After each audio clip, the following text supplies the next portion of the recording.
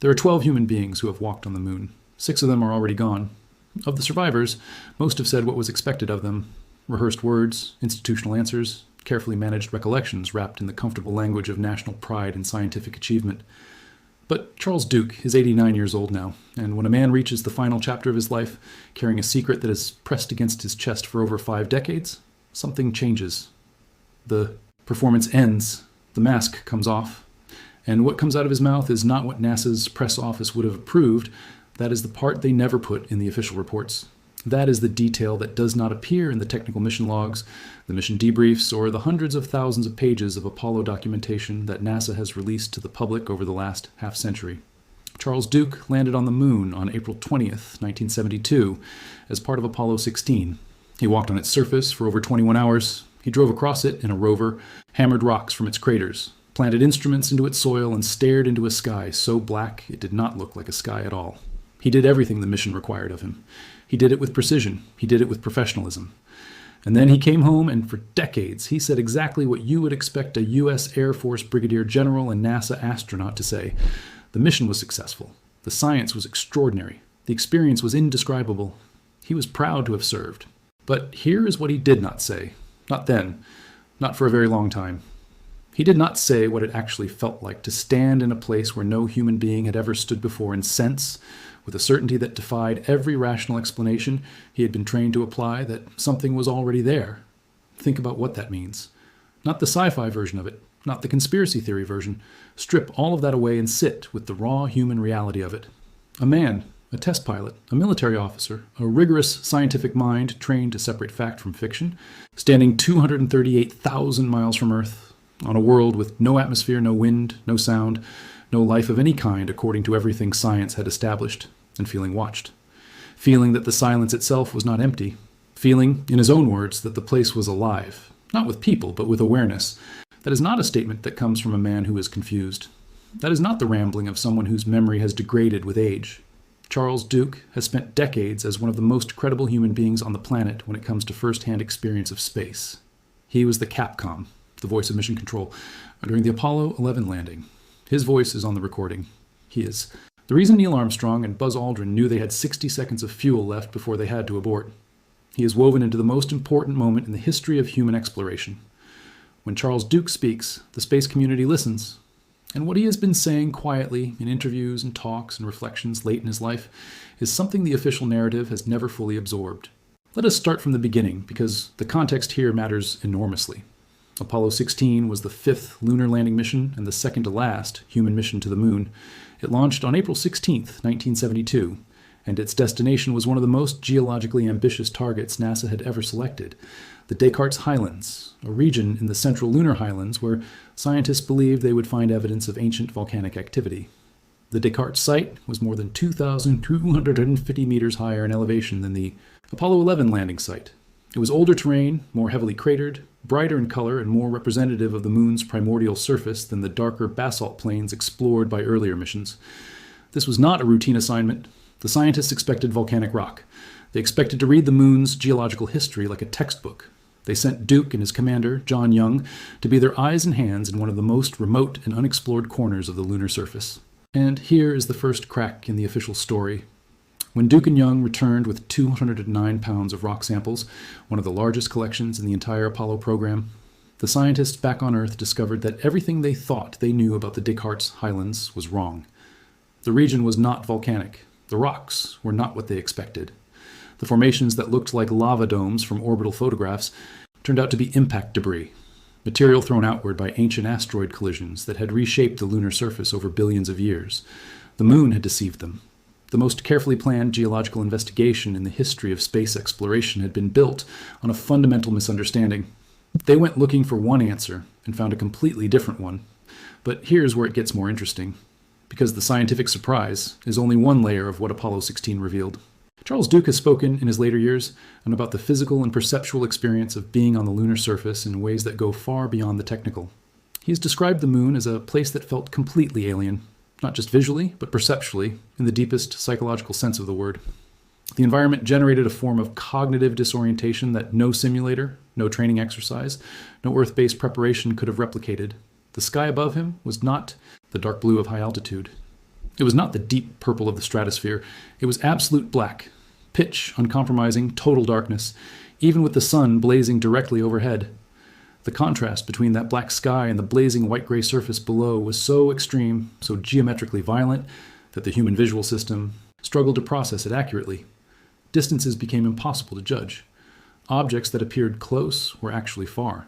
Shadows fell at angles that made the terrain feel artificial, staged, like a set that had been constructed by someone who understood the physics of light, but had never quite understood the aesthetics of a natural world.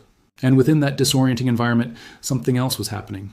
Something that Duke has chosen his words around very carefully over the years, as if he is fully aware of how it will sound, as if he has weighed the cost of saying it against the cost of carrying it forever unsaid. Not a figure, not a craft, not anything that could be photographed or measured or filed in a report. A presence in the oldest, most primitive human sense of the word. The sensation that something beyond your understanding is sharing the space you occupy. He described standing on the lunar surface and sensing that they were being observed. He described a feeling that the place itself was aware of them in some way that exceeded the merely physical. He used the phrase, alive with awareness, to describe it, and he did not walk that back. He did not clarify it away. He let it sit there, in the record, in the interviews, in the spoken history of the Apollo program, as an honest account of what a human being experienced when he stood on another world for the first time. Now read that again.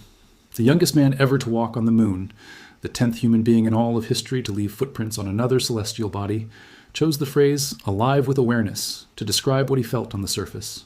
That is not the language of a man recounting a technical mission. That is the language of someone who encountered something that his training had no framework for. And there is more. Because Duke has also mentioned, carefully, obliquely, never with the declarative certainty that would invite ridicule, seeing something that he could not explain. At one point during his time on the lunar surface, he observed what appeared to be a faint line of light moving along a ridge. Not sunlight, not a reflection from their equipment. Something that pulsed, he said, and then faded. Something that moved in a way that light on the moon, in the absence of atmosphere and weather and the optical interference that exists on Earth, should not have moved. He stopped short of drawing a conclusion. He did not say what it was. He said only what it was not, and that the absence of a satisfying explanation had stayed with him. Think about what it takes for a man like Charles Duke to say that publicly. He is not a celebrity. He is not a media personality chasing views or attention. He is a retired military officer and a man of deep Christian faith who spent the latter decades of his life in ministry after returning from the moon. His credibility is not something he trades lightly. He is aware, acutely aware of what happens to people who talk about unexplained phenomena in the context of space exploration. He knows the academic cost, the social cost, the institutional cost, and yet he said it anyway. That choice means something. But here is what most people are not seeing. The part that gets buried under the sensationalism every time this topic surfaces. The question of what Duke experienced on the moon does not live in isolation. It exists within a much larger pattern of anomalous observations and unexplained data that spans the entire Apollo program, and that pattern has never been fully resolved by official channels. Consider the broader context. NASA declassified documents have confirmed that astronauts across multiple Apollo missions reported strange lights and moving objects in space during their flights. These were not the kinds of observations that made it into press conferences. They were the kinds of observations that got logged quietly, discussed in debriefing rooms, and then buried beneath the weight of institutional priority.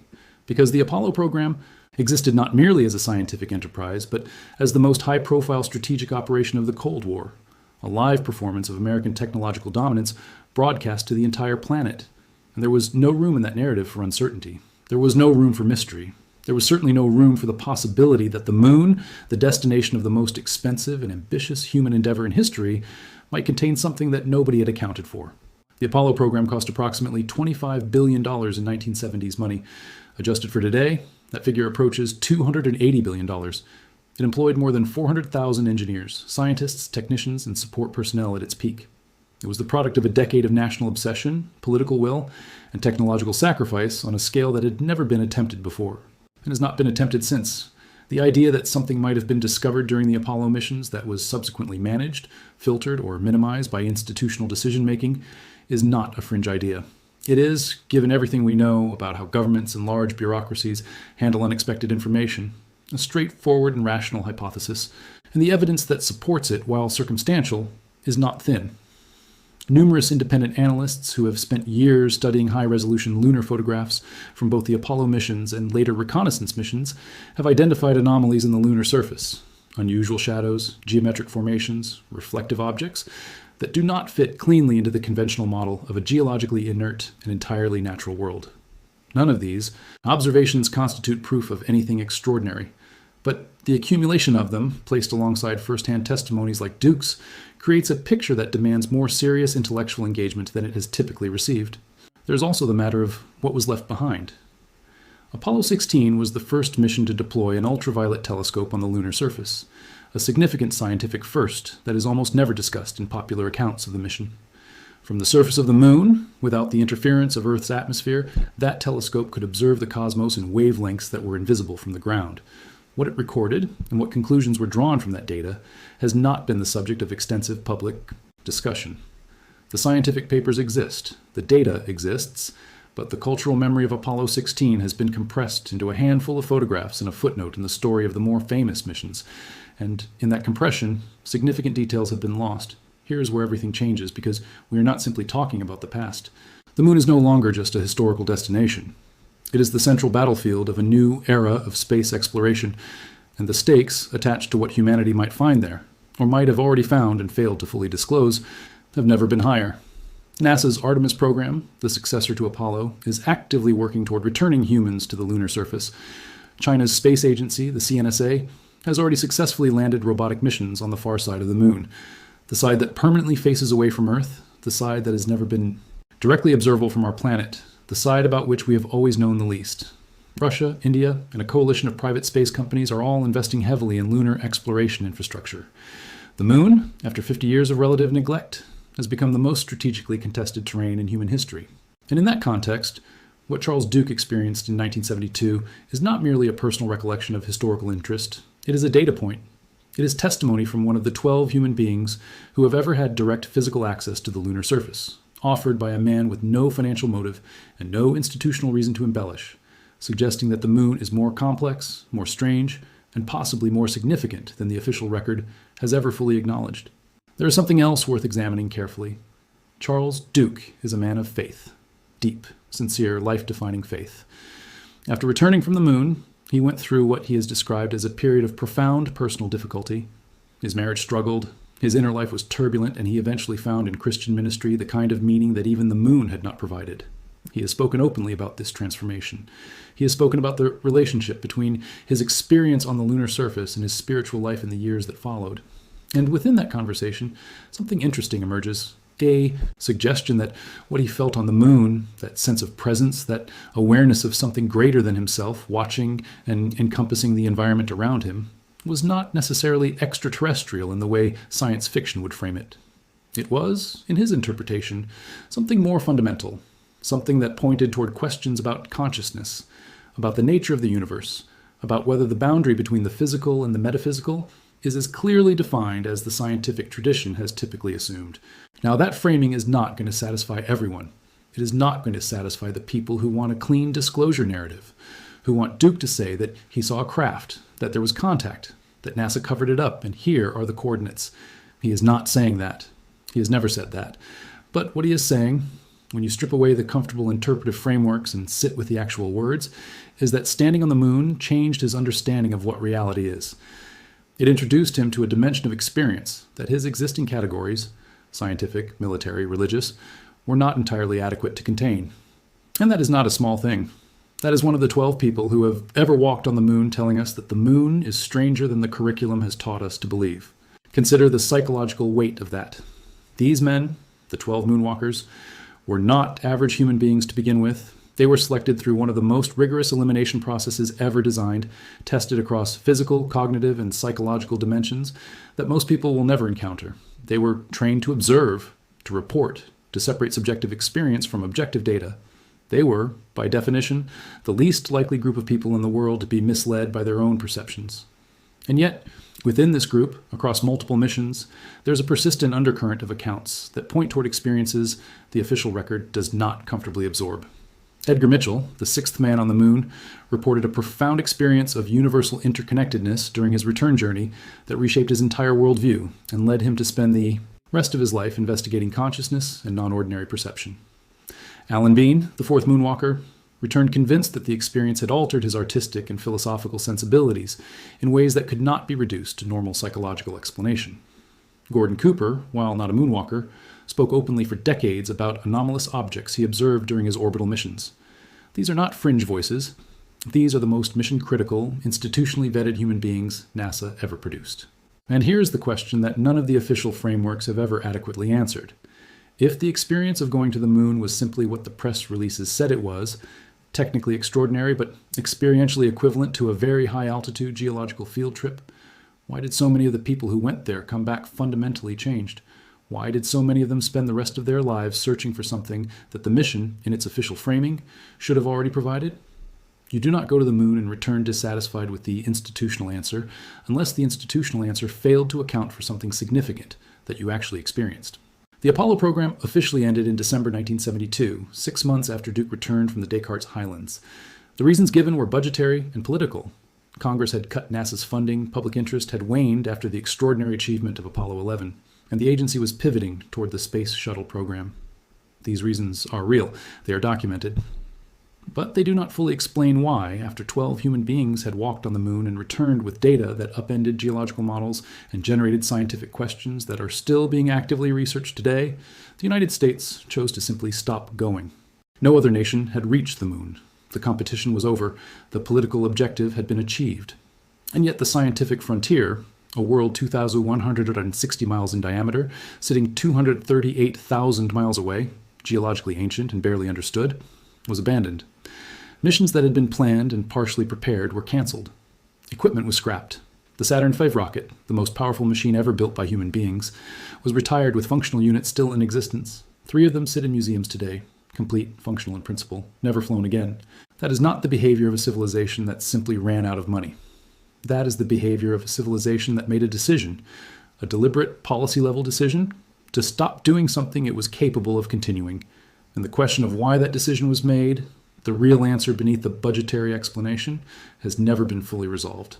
What most people are not seeing is that the conversation Charles Duke is now participating in, this quiet, careful, late-life disclosure of what he actually experienced on the lunar surface, is happening against the backdrop of a global moment in which the institutional gatekeeping around space anomalies has never been under more pressure. The United States Congress held formal hearings in 2023 on unidentified aerial phenomena, during which credentialed government witnesses testified under oath to observations and experiences that a decade ago would have ended careers. The Pentagon has acknowledged the existence of programs dedicated to the investigation of non-human intelligence. The cultural and institutional framework around these questions is shifting in real time, and that shift is creating space, for the first time in decades, for people like Charles Duke to speak more openly without the social cost becoming prohibitive. He has chosen to use that space carefully. He has not sensationalized, he has not claimed more than he knows. But he has also stopped performing the institutional version of his experience. He has started allowing the stranger more honest, more unresolved truth to surface in his words.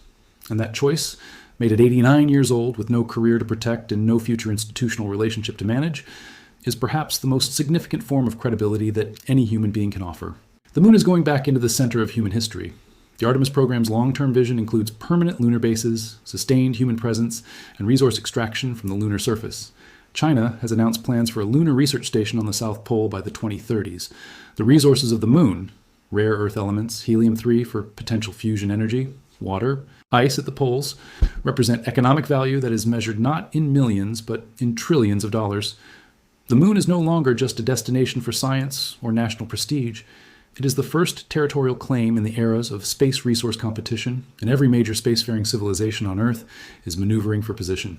In that context, what the Apollo astronauts did and did not experience, what they were or were not told, what was or was not present when they arrived, is not a question that belongs only to history. It is a question with direct implications for the decisions being made right now about who goes to the moon, why, and what they will be prepared to encounter when they get there. Charles Duke was the youngest man to walk on the moon. He is now one of the oldest living human beings to carry that distinction. He has lived long enough to watch the world change its mind about what questions are permissible to ask. He has lived long enough to see the institutions that once controlled the narrative of space exploration begin to crack under the weight of accumulated anomalies, declassified documents, credible testimony, and the simple passage of time. And in that long life, across all those decades of carrying what he experienced in the Descartes Highlands, he has arrived at a place where the silence no longer serves him, where the managed answer no longer feels like the honest one.